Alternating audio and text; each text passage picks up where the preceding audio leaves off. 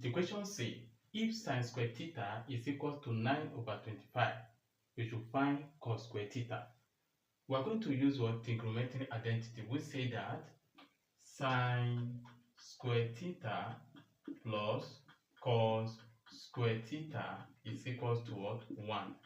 And already we have given us what sin² is equals to 1. So in place of sin², we are going to put 9/25.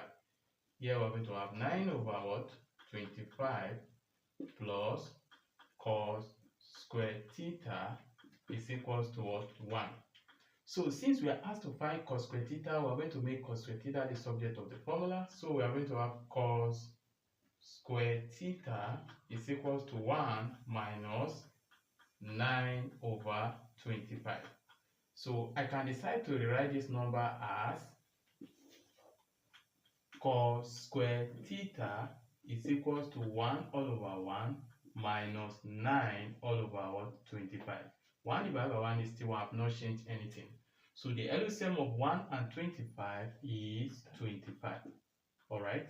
So that means our cos² now is equals to 25 divided by 1 is what? 25. 25 times 1 is 25. Minus 25 divided by 25 is 1.